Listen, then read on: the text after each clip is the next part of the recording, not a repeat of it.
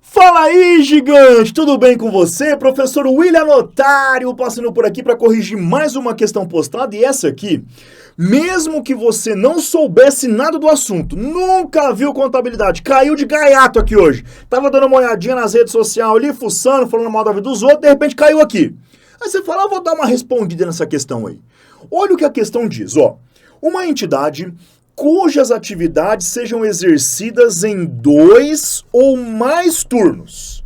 Ou seja, trabalha manhã, tarde, noite, madrugada, dia inteiro, 24 horas, cambal e tal, sem parar. Poderá desconsiderar essa informação ao estabelecer a vida útil de suas máquinas, para fins de contabilizar a depreciação, que é o desgaste pelo uso, tá? Ou obsolescência dos bens, visto que a legislação do imposto de renda determina percentual fixo para cada tipo de ativo. Vamos lá. Senhor, não sei nem que dia é hoje, me explica esse trem aí. Cara, pensa comigo. Uma empresa, imagina que ela trabalha das 8 às 6. Então trabalha ali o período normal, 8 horas, das 8 às 6. Aí imagine que ela compra uma máquina hoje, paga lá R$1 milhão na máquina, para a máquina produzir, sei lá, 1 milhão de peças.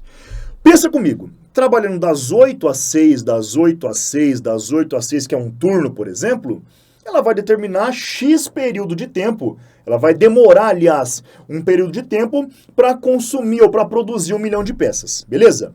Agora, se essa máquina trabalha manhã, tarde e noite, ou então, se ela trabalha manhã, tarde, noite e madrugada, 2 turnos, 3 turnos, sem parar consumindo essa máquina, você há de concordar comigo que ela vai chegar nesse 1 milhão, vai desgastar a máquina muito mais rápido do que se trabalhar em um turno só?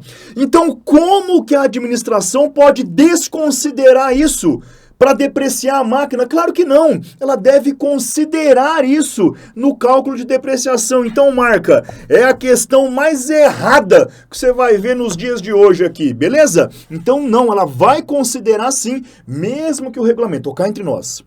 Para cálculo, vai prevalecer o que a administração sugerir. Então pode ter a tabela fixa ali do fisco, a depreciação do fisco, mas se a entidade determinar a vida útil em tal período, ele que vai ser a base de cálculo e a gente pode entrar nisso em outro momento. CPC 27. Gostou? Comenta, curte, compartilha, salva para nós. Contabilidade pode ser sim uma matéria legal de ser estudada. Eu vou ficando por aqui. Um grande beijo, um forte abraço e até mais!